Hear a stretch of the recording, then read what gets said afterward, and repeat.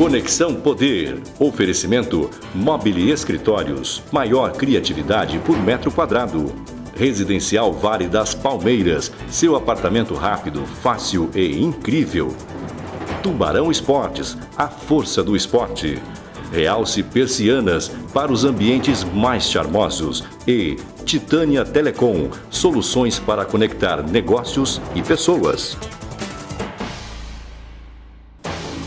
Muito bem, o Conexão Poder está recebendo agora o secretário de Educação do Estado, Marco Marrom, como eu disse para ele antes de começar essa entrevista, uma das cabeças mais brilhantes que tem nos quadros deste atual governo do Estado.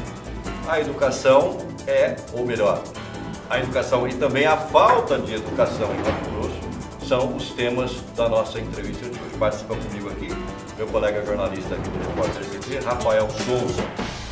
Secretário, obrigado pela sua presença aqui. Não se intimide com o elogio. Também não se infle demais pelo elogio, tá? Porque nós vamos jogar na sua canela. Deixa eu ver se Obrigado, André, pela O oportunidade. senhor está começando um concurso público. São 5.000 pessoas, 5.000 vagas. 748 vagas. 5.748 É muita gente. vagas. Rafael Tem já cidade cantou a que bola não aqui. tem. Cidade que não tem esse número de habitantes. A pergunta é, me ajuda aí, Orlando Moraes. Onde o senhor vai enfiar tanta gente, secretário? Obrigado, André, Não pela diga o que o senhor pensou, pelo oportunidade. amor de Deus, nós estamos no ar. Obrigado, André, pela oportunidade de estar aqui fazendo esse bate-papo. É importante que a gente esteja sempre dialogando e com muita transparência, informando a população. Alegria de estar aqui com o Rafael. E essas vagas, elas já existem. Eu não estou criando novas vagas. Então, são vagas que não estão preenchidas por concurso público e são preenchidas por contrato temporário. Então, o que nós estamos fazendo, na verdade, é dar oportunidade para aqueles que querem vir a ingressar na docência ou aqueles que já estão nos contratos temporários, para que eles possam fazer uma prova, que vai ser uma prova de muito alto nível, uma prova efetivamente um concurso diferenciado, para que a gente possa continuar selecionando os melhores profissionais, porque é assim que você Deixa eu ver se eu entendi. faz a educação. O senhor tem um grande número de contratados e esse concurso vai substituir esses contratados. Exatamente. O que não quer dizer que todos os contratados vão sair. Pode ser que contratado passe no concurso. Exatamente. É isso. Exatamente. As vagas continuam sendo as mesmas. O senhor não vai colocar mais 5.700 pessoas, é isso? Não vou colocar mais, as vagas são as mesmas, elas já estão abertas e quando não tem o concurso, ela é preenchida por contratos temporários. Eu só vou preencher as vagas abertas agora concursados, eu mudo o vínculo jurídico. Mas nos primeiros 3 anos não tem praticamente impacto financeiro, porque é o piso que eles recebem, tanto o contratado quanto o piso R$ 3.300, é isso? Isso, R$ 3.300 para 30 horas. Né? E é o piso que eles recebem, então não estou aumentando... 30 horas, falando a grosso modo aqui, é o tal do meio período, né? Que as pessoas... 30 horas... As pessoas entendam em casa. São aulas, por exemplo, todas as manhãs de manhã, e 10 horas de atividade didática. Exato. E 10 horas de atividade didática. Quer dizer, então não tem nenhum tipo de impacto na folha? Tem um impacto residual, que não é muito grande, em função dos contratos, eles se findam todo dezembro, quando termina o ano letivo. Então, no caso do concursado, ele tem uma continuidade na relação com o Estado. Mas não é um impacto que é significativo para os próximos 3 anos. Secretário, o impacto maior que eu vejo é o senhor trocar um servidor que é contratado, que o senhor pode demitir, por um servidor que o senhor não pode mexer com ele. Por servidor que grande parte das vezes, não são todos, mas em grande parte das vezes, quando ele entra no Estado, a primeira coisa que ele faz é parar de trabalhar. Não, tiro no pé, secretário. Não, eu acredito que a gente não pode colocar as coisas de maneira tão direta. Acho que é uma série... Quanto mais eu ando, mas eu posso. Quanto mais a gente anda na rede... Eu sou politicamente correto, eu não sou politicamente incorreto, totalmente incorreto. Quanto mais a gente anda na rede, a gente vê o esforço dos profissionais fazendo, às vezes, tirando aí leite de pedra, porque as condições não são boas e mesmo assim eles têm feito grandes projetos, tem ilhas de excelência e isso tem sido já demonstrado. Nós já temos resultados, inclusive, na nossa gestão, para apresentar. Então, a gente tem que tomar as medidas necessárias para quê? Fazer uma boa formação, fazer um impacto gerando resultados, ou seja, buscar trabalhar com a rede, a importância desse compromisso com o estudante, com a aprendizagem. Isso nós estamos fazendo. A gente desenvolveu no programa Pró-Escolas, no Pró-Escolas Ensino, é uma determinação que o próprio governador sempre pediu para que a gente tomasse bastante carinho, cuidasse bastante dos profissionais da educação.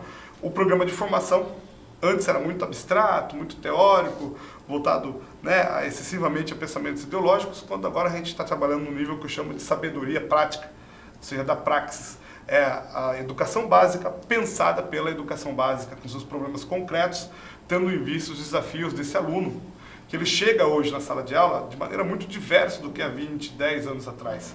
E a formação que a gente tem tradicionalmente nas universidades não está conectada com esse novo tempo. Então a gente precisa fazer uma boa formação e, além disso, fazer uma boa avaliação.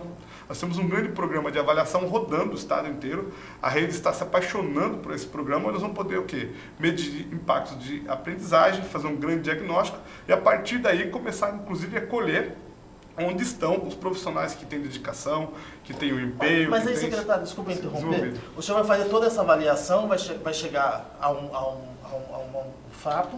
Mas como que o senhor vai punir, por exemplo, esse professor que não atingir a meta? Vamos dizer, ele é concursado, você não pode mandar embora como na iniciativa privada. Se você contrata uma pessoa, sei lá, não gostou do trabalho, não tá servindo mais, você demite. Olha como só, faz isso no Estado? Manda para outra escola? O Estado não pode agir arbitrariamente. Então, o que o Judiciário ele tem colocado os freios devidos é justamente indemnização arbitrária ou por força política. Mas existem mecanismos constitucionais, está previsto lá na Constituição, do artigo 37 ao 39, você vai encontrar vários dispositivos que você pode estabelecer critérios de desempenho e exigir do servidor que haja esse compromisso. E eu posso dizer assim com muita tranquilidade, está havendo um movimento muito proativo, não em busca de punição. O objetivo de avaliar não é punir. Quando a gente pensa na avaliação, nós pensamos aquele oráculo de Delfos. Conheça-te a ti mesmo e será donos do céu e da terra. É um pouco disso. A gente precisa de indicadores claros de frequência, de presença em sala de aula, dos resultados que esses alunos estão auferindo em termos de proficiência, de aprendizagem. E isso a gente mede com diminuição da evasão escolar e as notas, né, as avaliações que eles fazem.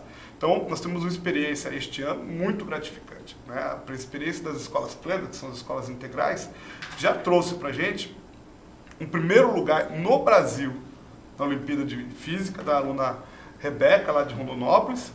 Nós tivemos o primeiro lugar no Brasil de redação da Copa Verde, aqui na Escola da Arena Educação, que é uma escola integral. E agora, da Escola Zélia, a aluna Clara foi convidada, ela desenvolveu um projeto sobre restaurando vidas. Ela tem uma história de vida pessoal fantástica, em que ela desenvolveu um projeto de resgatar essas famílias que estão em situação desestruturada, alcoolismo, violência, e resgatar os colegas dela, né? E esse projeto foi escolhido para ser apresentado na Conferência Mundial da Juventude em Nova York, na ONU. Neste momento, minha equipe está trabalhando lá para encontrar os meios legais, as possibilidades de viabilizar a ida dela até lá. Então, quando você começa, faz praticamente 1 ano e 3 meses que estou à frente da Secretaria, e já colher resultados tão expressivos, veja, estou dizendo de uma aluna da Escola Zélia, aqui em Cuiabá, que vai apresentar na ONU em Nova York. Não é de uma escola particular de excelência. Então, mas essa aluna é uma exceção, ela não é uma regra. Claro, mas a ideia você levar em conta que 60% dos jovens mato-grossenses não concluem sequer o ensino médio. Por isso que nós temos as escolas plenas. A gente está devendo muito. Muito. Então, os índices das escolas plenas já chegou hoje. A evasão escolar em torno de, no máximo, 10%, ou seja, muito superior ao restante da rede. E por incrível que pareça, eu fiquei até emocionado de verdade. Hoje, se a gente fizesse um corte de aprendizado, as escolas plenas começaram em março de 2017.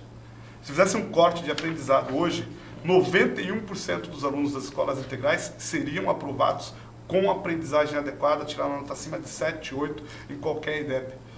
Isso é um índice inédito. A nossa nota do INDEB está abaixo da meta. O ensino médio está em 22º colocado no Brasil, já teve 26º, uma das piores. Se pegasse essa nota da escola plena, tirando um corte de 2 bimestres, 4 meses, e a gente quer melhorar, quer chegar a 100% de aprovação com aprendizagem, você começa a colher resultados bastante adequados. 22º colocado num país que tem 27 estados, são 27 estados, não é, Orlando? Eu estou enganado. São 27 ainda. Ainda não criaram mais nenhum. Ainda são 27, São 27. Mas assim, eu quero dizer isso. Ficou em 22º, que ele só tem 5 atrás da gente. Mato Grosso não está tão pobre assim mais. É claro, mas é que é uma dissociação muito grande entre isso. Você acredita que o fato de não se poder reprovar alunos não influencia muito nessa questão? Então, vamos colocar de maneira bastante clara essa questão. Vamos lá. nós temos duas variáveis importantes. A gente sabe que isso não vem da sua gestão. Não, A gente está Não. criticando a educação como um todo. Vem Isso. lá de trás. Eu quero dizer que com as escolas plenas, o índice vai subir a níveis de primeiro colocado no Brasil. Hoje são 14 escolas plenas e a Arena Educação é a 15ª escola integral de ensino médio. Agora a meta são 40 escolas plenas, o que significa mais ou menos 10% do atendimento do ensino médio. O ideal era que fosse 100%, mas 10% já começa a gerar impacto, já não é mais só um projeto piloto, não é só mais uma situação. E essas escolas vão trazer cada vez mais ensino de excelência, é um compromisso que você pode registrar. Em relação à questão da reprovação, a gente precisa entender a diferença entre ensino fundamental e ensino médio. Por quê? São dois grandes desafios na educação: acesso e permanência em sala de aula e aprendizagem, né? Dentro disso, formar a lei da aprendizagem um cidadão. O ensino fundamental, no primeiro momento, fazer uma escolha pela permanência das crianças nas escolas, adotou o sistema de ciclo de formação, buscando a formação humanística. Esse ciclo ele tinha retenção apenas ao final do 9º ano. Na nossa gestão, este ano, depois de um amplo debate com a rede, depois de um debate com o Conselho Estadual de Educação, nós já começamos a fazer a retenção a partir de uma métrica de pontos. Esse vai acabar, essa moleza aí vai acabar. Vai. A questão vai ser o seguinte. É uma piada, não? O aluno chega na 8ª série do ensino fundamental, não sabe escrever. Então, aí o que aconteceu era o seguinte: ele era aprovado automaticamente até o 9º ano, depois ele chegava no primeiro ano do ensino médio, ele reprovava. Aí dava essa evasão escolar de 50%. Eu não posso ter uma evasão escolar de 50% porque eu estou matando estudantes. Então eu tenho que segurar esse cara na escola e dar a ele a oportunidade de ele recuperar esse ensino que ele perdeu.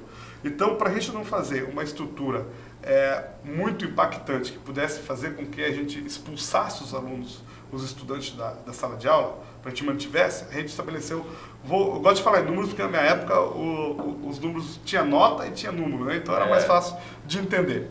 Vamos imaginar, agora ele tem que, dentro do ciclo, fazer 180 pontos. 180 pontos significa tirar 6, 6 e 6. Para ser um aluno medíocre, né? Para ser aprovado. Medíocre. Né? Vamos falar a verdade, o medíocre quer dizer médio, mediano, né? Para ser medíocre, ele tem que fazer 6. Sendo medíocre, tá bom. É mais ou menos isso que eu sinto hoje na educação, não aqui, mas no país como um todo. Quer dizer, o aluno tirou 5, não, passou, tá ótimo, passou. Quer dizer, nós vamos ter uma geração de medíocres, né? E é o que a gente está vendo hoje o país, eu ia falar merda, não, essa merda que está o país, vem dessa geração de medíocres, né? Porque lá na educação, lá atrás, começou-se a afrouxar o cinto e permitir, tudo é permitido, e cobrar é proibido, né? Cobrar é crime, um professor fala mais duro com um aluno é crime, ele é processado pelo pai. Na minha época eu tomava reguada, borrachada, gizada, você deve ter tomado também, né? Milha tá da E porta. a educação era outra. O famoso milha tá da porta. Milha tá da porta, fica de castigo. Hoje, se um professor fala mais duro com o aluno, ele é processado, pode ser preso. E aí cria esse bando de inútil, né, que nós temos aí no país hoje. Toda a nossa política, a gente tem feito todo um papel de preservar o papel do mestre, a autoridade de sala de aula. A gente dá todo apoio aos professores. Devia ser o profissional mais bem remunerado desse país e não é. Claro. Mas né? Aí você vê um vereador analfabeto aí em Cuiabá, em Várzea Grande, ou qualquer outra cidade qualquer, ganhando 40 mil por mês. A inversão de valores é dependendo da absurda. gente, André, vai ser. Dependendo da gente, vai ser. Desculpa aí o meu desabafo, mas... É o desabafo da população. A gente critica a educação como um todo, mas o problema não é a educação em si, sabe? O problema é conjuntural, né? Essa inversão de valores aí absurda que tem. Então, a gente tem atuado muito para resgatar a importância da autoridade do professor em sala de aula, uma construção das virtudes cívicas, o que eu chamo de uma ética de responsabilidade social. A gente hoje tem muito, isso é muito evidente em todo o tecido social, algo do tipo, esperamos tudo do pai Estado. Não é assim, o Estado não consegue e ele não tem os mecanismos para resolver todos os problemas sociais. Se a população não se conscientiza de uma ação ética, não tem polícia que chegue para combater a criminalidade. Pode botar 15, 20, 30 mil soldados. Então, essa nova forma de pensar, essa mudança estrutural que nós estamos trabalhando, é trazer a responsabilização coletiva. O Estado com a sociedade, não o Estado oposto à sociedade, não só puro sociedade, não só puro Estado. Ou seja, juntos podemos e avançamos mais.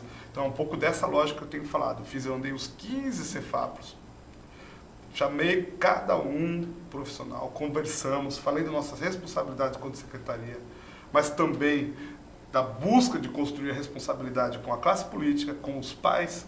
Agora, por exemplo, nós temos o aplicativo que vai avisar o estudante que não chegar em sala de aula, fazer a famosa mata-aula.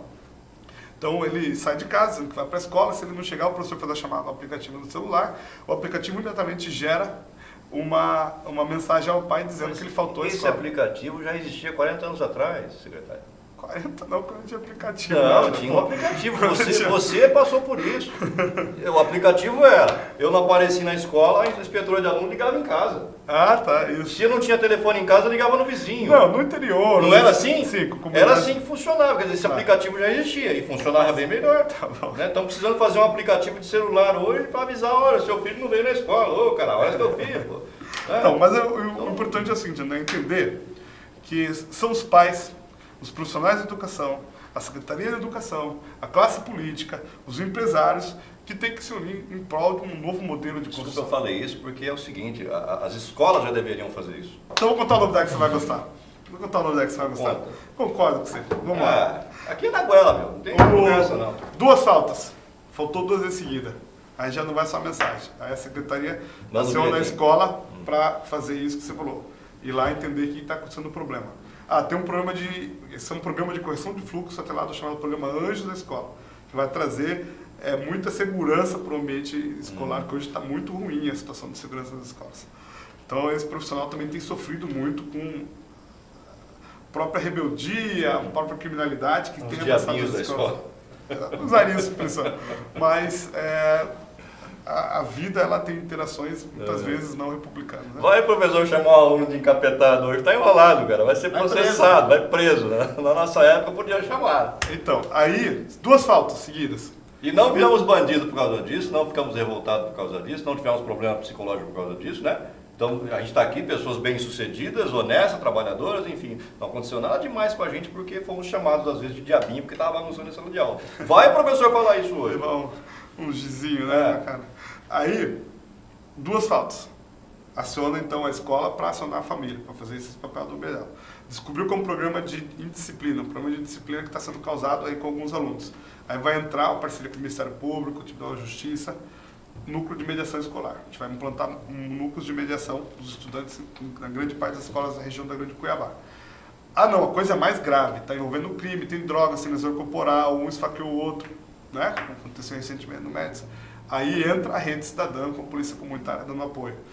E esse é o programa Anjos da Escola. Então nós vamos ter níveis de intervenção que vão variar da coisa com a drasticidade do problema. Aí o Rede Cidadã vem com o apoio, digamos, da polícia comunitária, mas também com assistente social psicólogo, porque às vezes o problema maior está na desestruturação familiar, onde tem alcoolismo, etc. Exatamente. Então ele vai entender, acionar os conselhos tutelares. Ou seja, a gente tem feito, o Anjos vai ser uma rede de proteção e fomento à segurança, a segurança nas escolas e busca desse estudante. O que eu estou tentando dizer é que não tem rigidez mais. Não é?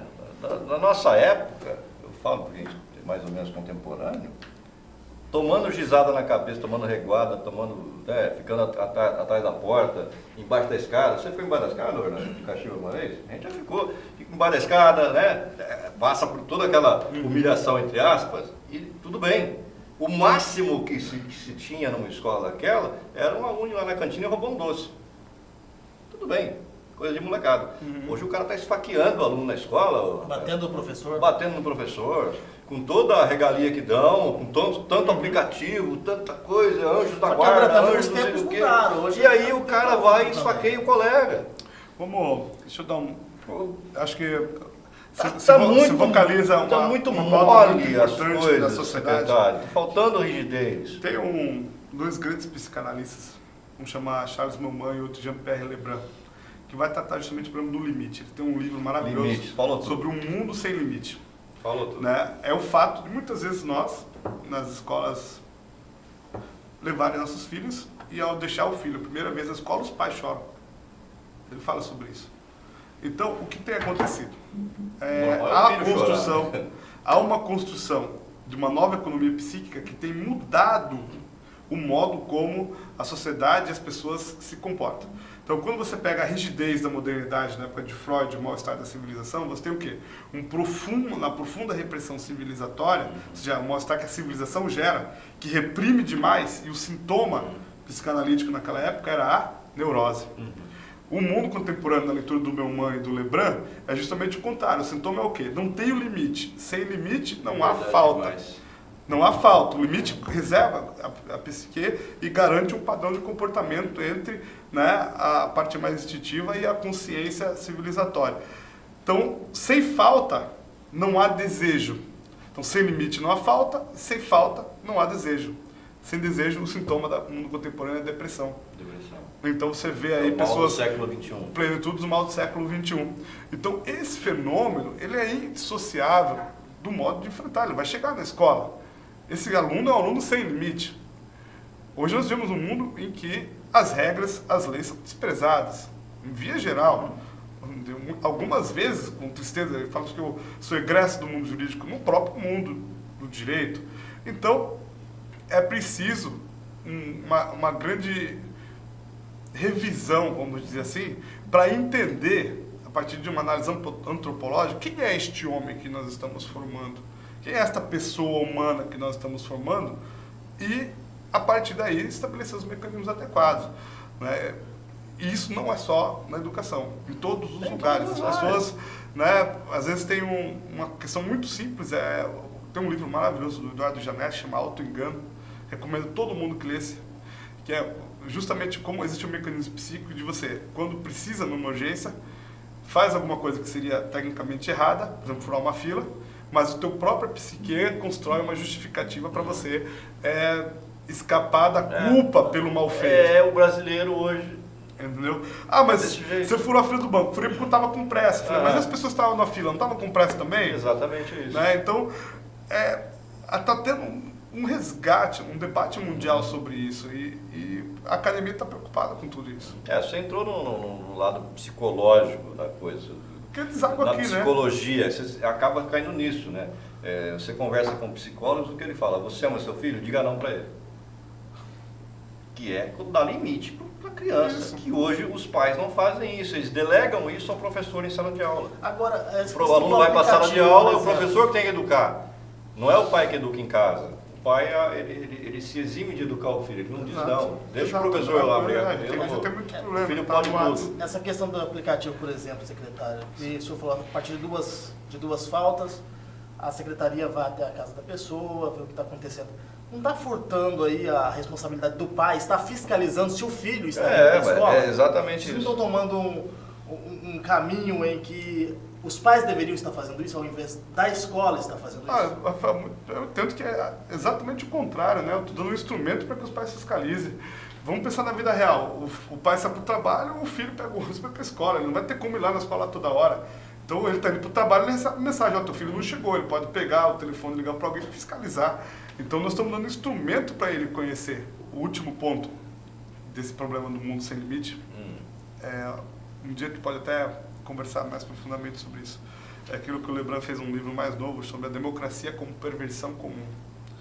É um indivíduo hiperindividualista e perverso, no sentido em que ele enxerga o outro não como um outro sujeito, mas como um outro objeto que será pauta das suas necessidades, que são muito fugazes. Ele vai usar conforme o bel prazer dele. Bel prazer. Né? E a democracia tem sido apropriada. Acontece na política, né? Exatamente. O novo talento, quando ele entra lá num cargo eletivo, todo mundo achando que ele vai ser A gente tem exemplo aqui em Cuiabá, né? O João Emanuel, por exemplo, está preso. Quando virou presidente da Câmara, todo mundo, esse cara é um novo talento, né? De repente virou o que virou. O papai ou a mamãe lá não deu o limite em casa. Não tem a dúvida disso. Exatamente isso que o senhor está falando.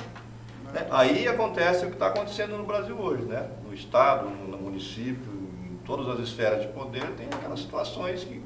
Aí entra o GAECO, entra o Ministério Público, e você vê político na cadeia, você vê governador na cadeia, você vê secretário na cadeia. Quer dizer, esses caras não tiveram limites.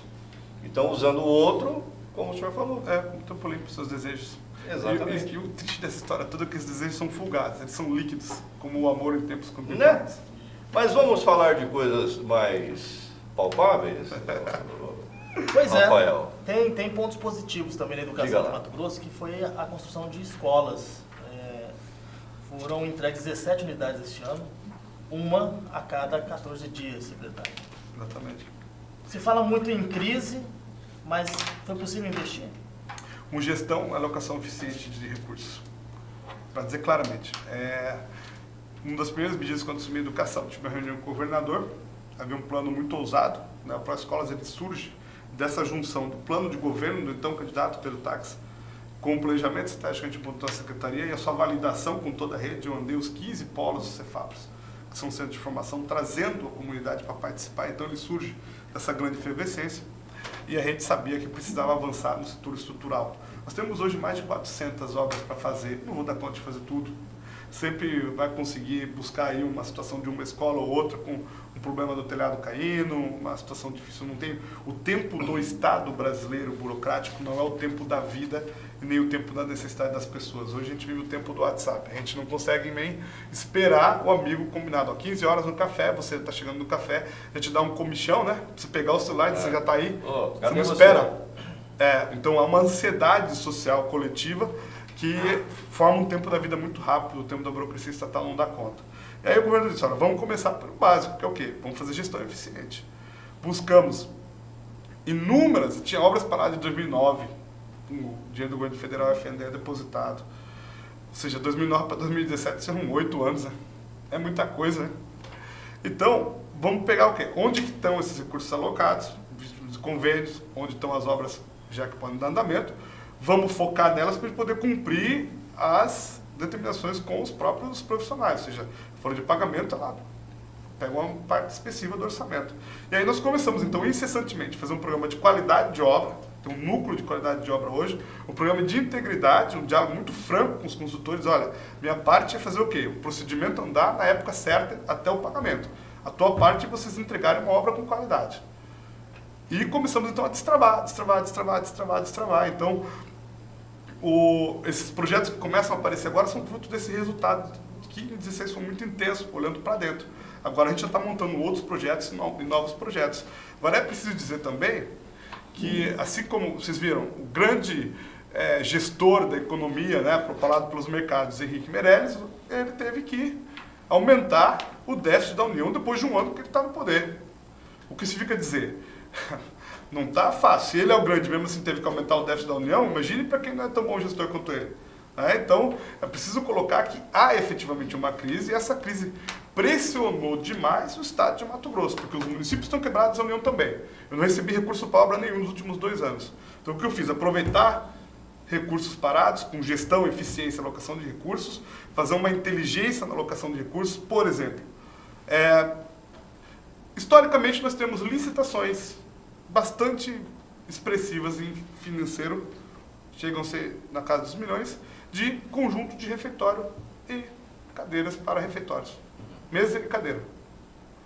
Com 2 ou 3 telefonemas, conseguimos o apoio da SEP, do secretário do governador Calão, do Juvan, Tribunal de Justiça, Ministério Público do Meio Ambiente, tem toneladas de madeira apreendida perdendo.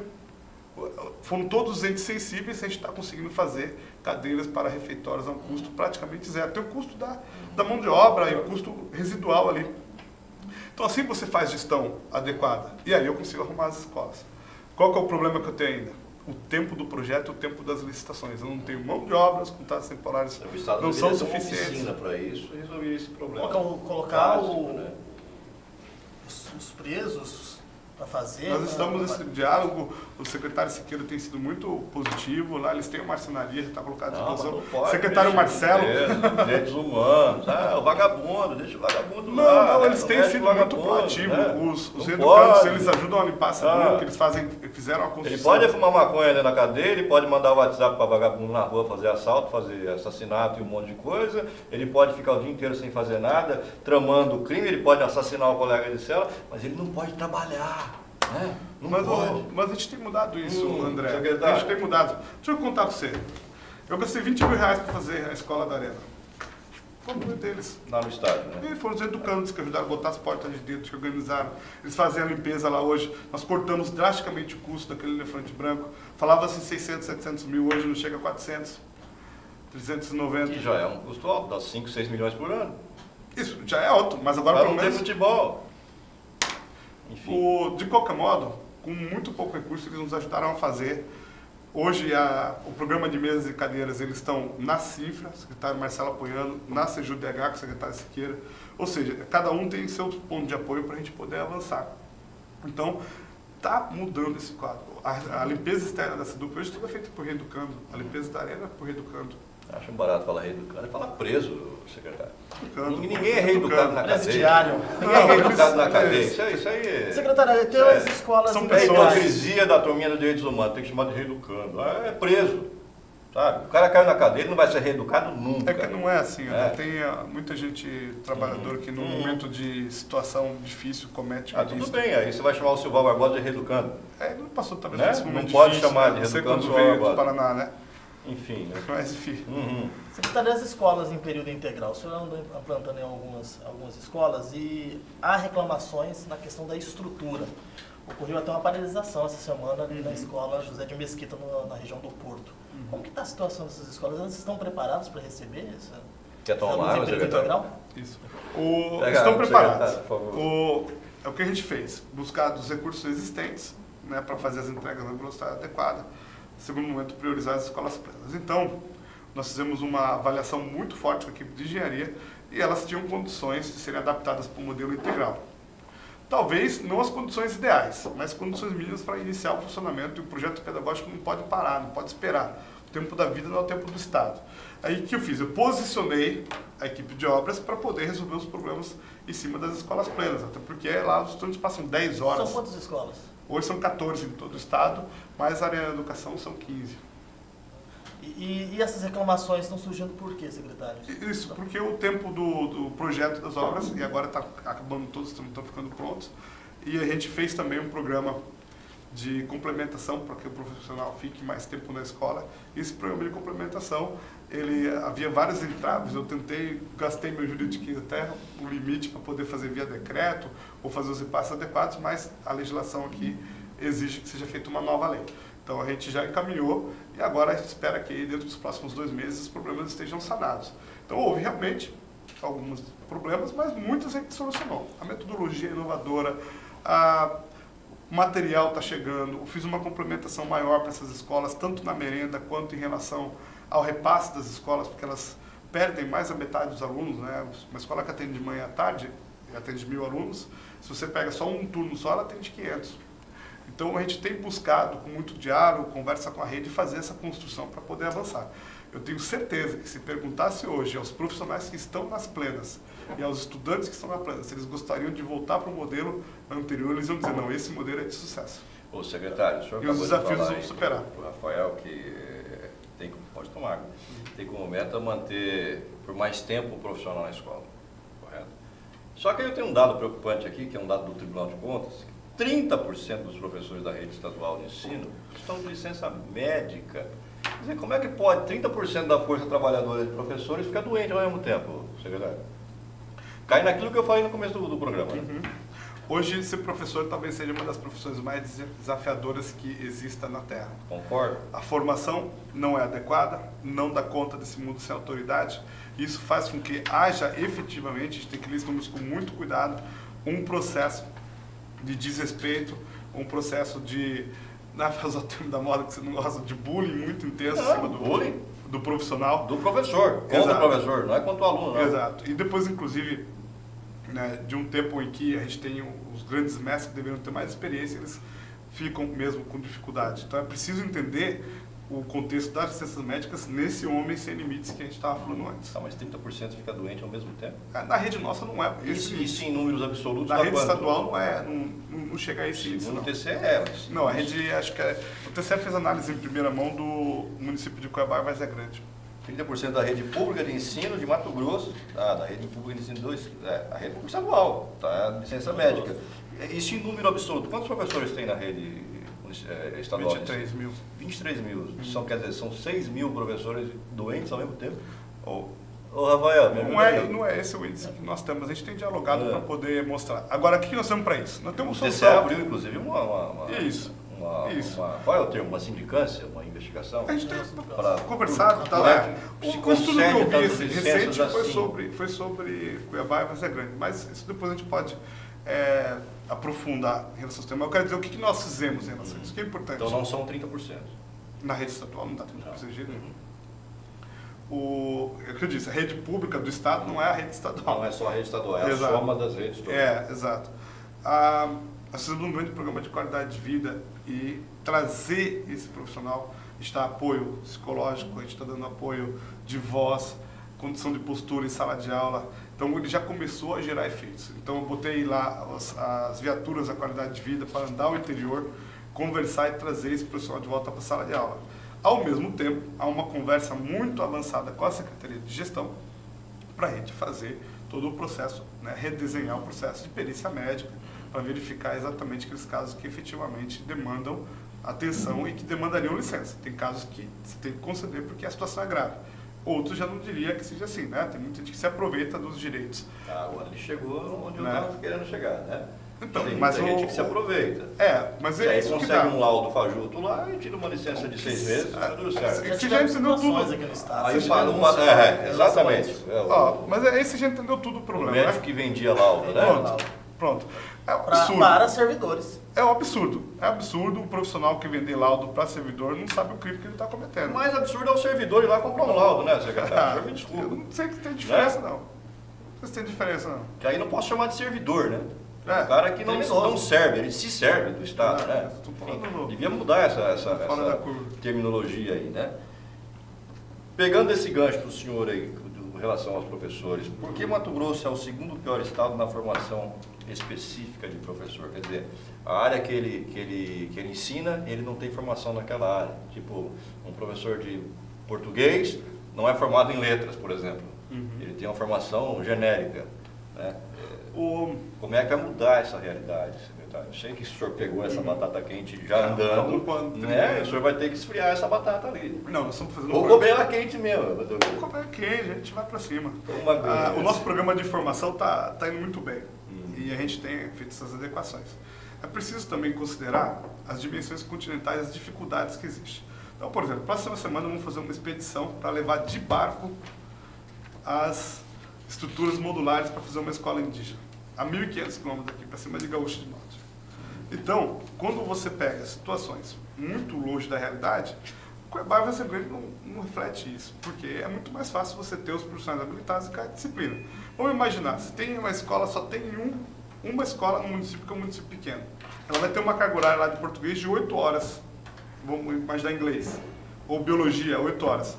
Eu não posso contratar alguém, ou um concursado, só para essa biologia específica. Ele vai ter que dar aula de alguma outra coisa. Você pega a escola do campo, são 256 escolas, praticamente 30% da rede, que são escolas indígenas, quilombolas e campo. O que acontece lá? Demanda muito baixa. Você tem 7 alunos, 8 alunos por ano, por série, né? Antigamente. Como que você vai botar uma turma com um profissional habilitado em cada uma das áreas para cada um? Você faz o famoso multisseriado. Você faz aquela aula em que tinha lá, antigamente no campo, né? O professor começava lá, ele dava na mesma aula, mesma turma, dava aula de 1 a 4. Então, a realidade concreta, ela é muito mais desafiadora e não necessariamente essas situações são piores, isso que é impressionante. Às vezes você pega uma escolinha do campo sem estrutura nenhuma, que quase o profissional dá aula embaixo, quase de um pé de manga, e os resultados são excelentes, porque tem amor, tem reconhecimento. Então, a realidade, ela é muito mais desafiadora do que muitas vezes o número vai apresentar. Então, é a partir desse olhar que nós estamos estruturando a situação. Não dá para exigir o perfeito nesses casos. Tá, mas não é o perfeito que a gente está falando. É o básico. É o básico, né, secretário? Não é, né? Quanto você custa? vai em muita escola pública aí, não digo só do Estado, ou só desse Estado, é professor falando problema, né? Falando bicicleta. Aí não dá, né, secretário? Como é que ele vai ensinar um aluno se ele não fala direito? Olha, André, nesse nível eu desconheço e agradeço se Eu você já vi. tiver um. Você pode me mandar, você tem meu telefone, Inclusive, manda Conexão Poder. durante greve, as emissoras entrevistando o professor em greve, o professor, o nosso problema é tal. Ah, peraí. Manda lá que nós vamos investigar essa informação. Né? Não dá. Agora, secretário, por que a SEDUC ela não cumpre 100% a lei de acesso à informação? É uma briga e uma cobrança do próprio Tribunal de Contas do Estado. Tomar água, Cara, nós estamos fazendo toda a estrutura necessária, se não cumpre 100%, está chegando perto disso, porque o nosso compromisso, inclusive a gente criou um núcleo de conformidade e integridade, é cumprir todas as determinações. Lá você vai encontrar as informações necessárias, talvez se falta aí um outro detalhe, a gente vai em busca para arrumar. O núcleo de conformidade está lá para isso. Então nós não temos nenhuma preocupação. Aquilo que for possível, tiver tecnologia, nós vamos fazer. Mas a SEDUC está cumprindo essa lei de informação? Porque na verdade, eu não vi esse apontamento de 100%, 90%. Enfim, o que eu posso dizer para você de maneira concreta? Já há algum tempo criou um núcleo de integridade e conformidade que está trabalhando diariamente para preencher 100% dos requisitos da Lei de Acesso à Informação. Secretário, essa questão dos autistas, que o Ministério Público abriu um inquérito aí para investigar a SEDUC, que estaria recusando a matrícula de alunos autistas. Eu particularmente acho que estão fazendo muita pirotecnia em cima disso. É claro que uma escola comum não pode receber um aluno autista. Ele tem que ter a escola tem que ter uma sala especial, um professor especial para esse tipo de aluno. Né? Não adianta você colocar esse aluno junto com outros alunos que não têm a mesma, não pode falar deficiência, né? Mas enfim, não tem a mesma síndrome, sei lá. Como é que se consegue matricular esses alunos? E aí como é que o senhor vai equacionar esse problema com o Ministério Público, o promotor, deixa eu achar o nome dele aqui, o Miguel Lissarenko Júnior, né, que abriu o inquérito aí para investigar a SEDUC, porque a pais da associação da AMA Cuiabá denunciaram que a SEDUC estaria recusando matrículas, quer dizer, tem escolas específicas para esse tipo de aluno? Tem um projeto de A recusa é nessas escolas específicas ou recusa em escolas que não tem como receber esse tipo de aluno? Então, vamos lá. Primeiro, dizer que claro isso, né? que o Dr. Miguel ele é muito comprometido com a educação pública. Ele tem feito todos os esforços possíveis para melhorar o sistema. Vem de uma família de professores, né? Cumprir seu papel constitucional, né? É muito adequado, ele tem que fazer as cobranças, a gente tem que estar aí junto para poder cumprir. E o que acontece? A SEDUC não recusa aluno. A SEDUC não recusa aluno. Nós temos um modelo descentralizado de gestão. Preciso dizer, a descentralização não pode valer apenas para repassar recursos. Né? Existem um conselho de pais, existe um diretor que é o gestor de cada unidade, o diretor, em regra, é escolhido pela via da gestão democrática, e a política da SEDUC é uma política de inclusão, em que nós estamos cada vez mais fomentando as condições de inclusão, dando essa sala de multimeios, sala de apoio profissionais adequados. Houve especificamente uma situação em que havia uma divergência entre escolas para receber um aluno.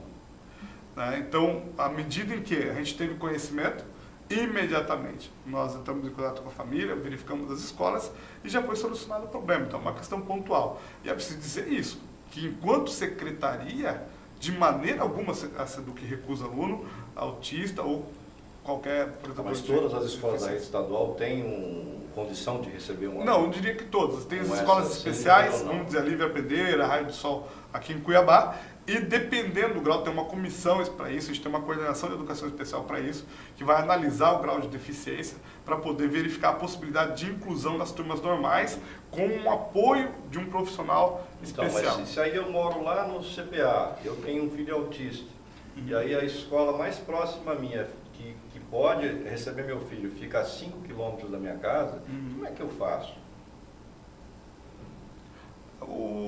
Aí ela vai ter que questionar se não tiver a escola se a escola que fica próxima não tiver a estrutura. Não foi isso que aconteceu, não foi esse o caso, nós não temos tido problemas em relação a isso, inclusive ao contrário, estou falando hipoteticamente. Né? Nós temos conseguido garantir atendimento adequado na grande maioria das escolas. Se isso ocorrer hipoteticamente e não houver a solução da própria escola mais próxima, aí sim... Porque não dá para ter em todas as escolas essa... A gente está muito próximo de conseguir a universalidade. Eu me lembro quando eu era aluno de escola pública, Lá em São Paulo, você também é do interior de São Paulo, né? Uhum. Na escola tinha sempre aquela chamada sala especial, né? Tinha alunos com algumas... Então, a grande maioria hoje tem a síndromes possibilidade, tem a sala de articulação. Tinha aí, mas na hora da... Aí eu falo, porque tem que ter a inclusão. Era na sala especial, mas aí o Gordo está aqui, não me deixa mentir, que também estudou na minha época, meu irmão, e na hora do chamado recreio, né, que as crianças iam para o pátio, essas crianças que eram autistas, que tinham síndrome de Down, que tinham, enfim, qualquer outro tipo de situação, iam junto para o mesmo pátio. E brincavam junto. Eu cansei de brincar com alunos também, da sala especial, não tem problema nenhum. A inclusão era normal, não existia esse bullying, não existia essa frescura que tem hoje, não. Não tinha nada disso. Né? E tinha lá aquela sala especial. Hoje cria-se um fantasma em cima desse tipo de situação, e aí explode nas suas costas um processo lá do Ministério Público, não, porque você está recusando o aluno e tal, uma coisa que é pontual. Isso, e a política da que seria simples de resolver com boa vontade. Né? Isso porque nós determinamos a política, nós fazemos a política e tentamos dar o apoio para a execução. Por isso que os órgãos são descentralizados. Existem os CDCs, são os conselhos de pais, mestres, vamos dizer assim. Existe descentralização de curso para administração. Então, o secretário de Educação não tem controle sobre 763 escolas da rede. Lógico que nós temos sim um modelo de apoio à gestão. Quando surgem demandas mais graves, como a necessidade de uma reforma do telhado, não vai dar para ser na verba que é repassada para a escola. Mas há um grau de autonomia nas unidades. Então é essa construção conjunta que a gente tem eu toquei nesse ponto porque eu acho que as pessoas fazem muita política em cima disso hoje, né? Que não devia ser assim. Infelizmente fazem política em cima da questão de uma criança que tem uma necessidade especial e aí vem alguém e quer fazer política em cima. Né? Seja do Ministério Público, não que esteja fazendo, mas seja do Ministério Público, seja o próprio professor, ou o diretor da escola, ou os secretários que passam pela sua pasta, enfim. Cria-se um fato político num fato que seria técnico e relativamente fácil de resolver. Exato. Tudo que foi, um pouco de boa eu vontade. acho que foi resolvido com muita, eu diria, felicidade. Hoje, eu creio que a família está bem feliz. Eu acho que eu falei mais do que o senhor, né, secretário? Tudo bem. Vamos entrevistar. Né? Rafael, mais alguma pergunta? Tenho uma pergunta política. Vai fundo. O senhor é um dos possíveis e prováveis candidatos à Câmara Federal. O senhor já se filiou a algum partido? PSDB é o destino? Como está essa situação? Ele é tucano, Rafael. Não me filiei a partido. E o foco, o objetivo hoje é 100% Secretaria de Educação. Mas todos falam isso, todos falam isso. Nem a pretensão. Mas é verdade. Acho que fazer a diferença é você fazer a política pública porque ela é necessária, porque ela dá foco. Se depois surge como resultado de um processo que foi reconhecido pela sociedade, eu entendo que isso é a nova política. Aí sim vale a pena. Mas somente nestes casos. Então hoje não tem outra alternativa. A única alternativa é ser um ótimo secretário de Educação e contribuir para a educação pública do Estado de Mato Grosso. Se lá na frente a população reconhece isso e há essa demanda, a gente vai avaliar. Mas você não pode inverter a ordem das coisas. Né? O processo eleitoral, às vezes, ele se adianta muito, as eleições são de 4 em 4 anos, ou seja, tem sempre. E se pensar nas eleições, a gente acaba, às vezes, não dando foco. Então, eu prefiro, neste momento, estar bem focado mesmo na gestão e dizer com muita tranquilidade que fazer os atos de gestão vai sim ser aquilo que eu vou estar focando. Mas o destino é o PSDB. Não tenho filiação, não tenho nenhuma definição desse tipo. Se caso o senhor for se filiar, só ano que vem, ou não? Ou não tem essa De verdade, pretensão? não tenho. Tem que ser até abril, né? Ser até abril pela Mas o legislação. senhor tem essa pretensão ou não? Não, hoje não tenho construída não. Acho que isso pode ser, como eu disse, como resultado de um trabalho, para ser analisado lá na frente, é uma situação que pode se construir. Mas não é uma coisa que você vai ter um secretário de Educação pensando nisso agora não. Eu acabei de falar aqui que o que não pode é fazer política com situações, né? Exato. O senhor está dando porque a tem muitas resposta situações aí, que tem que dizer não. tem que dizer não. Perfeito. Tem que dizer não, não falamos sobre Exato, limite. perfeito. Mas eu não consigo fazer tudo. Merece até um brinde, o senhor deu a resposta perfeita em relação a isso. Se não tocamos em algum ponto que o senhor queira tocar, fique à vontade, secretário. Eu gostaria de dizer a as pessoas que nos assistem, os espectadores aqui, dizer a toda a população que a educação do estado de Mato Grosso hoje tem rumo, tem projeto, um projeto republicano, um projeto que tem buscado fazer essa responsabilidade social, chamar todos à responsabilidade. Como eu disse, o Estado e a Secretaria não vai resolver todos os males do mundo, mas juntos nós podemos avançar. E temos demonstrado isso com ações concretas. Quando a gente fala 17 escolas, uma escola nova a cada 14 dias, isso é uma coisa que impressiona, uma coisa que já mostra resultado. Quando eu falo, olha, não havia nenhuma escola de ensino médio integral, hoje nós temos 15. Nós temos a Arena da Educação, que tem sido recebido com festa no Brasil inteiro e no mundo. Tive repórteres da Alemanha, da Suíça, fazendo pesquisa sobre o legado da Copa. A Arena da Educação, por conta das escolas que nós colocamos lá, se tornou referência para o ministro Augusto Nardes no voto do legado da Copa. Quando ele veio aqui, ele se maravilhou. Ele viu nos olhos das crianças que estão formando lá atletas de alto nível e excelentes cidadãos.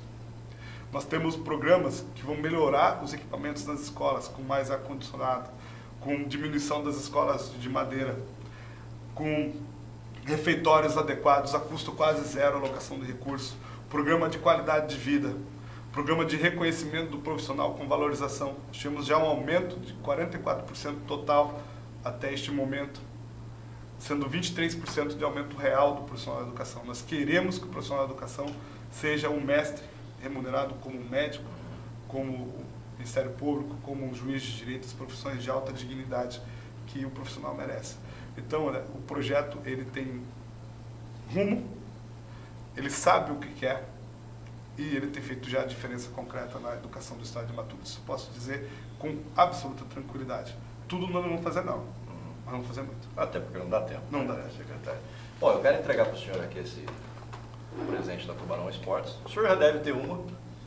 O senhor já teve no Conexão. Eu já tenho, minha filhinha quebrou. Mais uma caneca, então me traga para sua filha. Mais uma caneca do nosso programa. E acrescentando aí em relação ao legado da Copa, a Arena Educação, é assim um legado, né, secretário? Eu acho que o governo fez do limão uma limonada. Né? Ah, sim, porque claro. Aquilo lá é um elefante branco que ninguém merece, né? Não poderia ter. Enfiaram 700 milhões num estádio. Ah, Cuiabá merece. Ah, merece, tudo bem, mas e aí? Né? Eu construiria quase 100 escolas. Cuiabá também merece hospital, também merece. Né? 100 escolas eu construiria. Eu mereço ter uma Ferrari, mas eu aguento sustentar? Aguento, é a mesma coisa. Eu preferiria 100 escolas, viu? 100 escolas também, não vai dar por 7 milhões de escolas. 7 hospitais novos, enfim, do que uma arena para jogar esses times aí, Pangarés e Mato Grosso, que leva 200 pessoas no estádio. Aí é brincadeira, né? Secretário, obrigado. Não, mas, amor, tranquilo. Bom, que o senhor consiga. E não deixa a turma falar que os palmeirenses têm mundial. Tem mundial. Tem mundial. Se o flamenguista tem, não estuda, Copa cara. Toyota é não mundial, sabe história, o Brasil mundial. também é. Né? É, secretário. Se Copa Toyota é mundial, o Brasil também é. Entendeu? O pessoal não estuda história, pô. É, vai estudar a história. Conexão Poder. Oferecimento Mobile Escritórios. Maior criatividade por metro quadrado. Residencial Vale das Palmeiras. Seu apartamento rápido, fácil e incrível. Tubarão Esportes. A força do esporte. Realce Persianas para os ambientes mais charmosos. E Titânia Telecom. Soluções para conectar negócios e pessoas.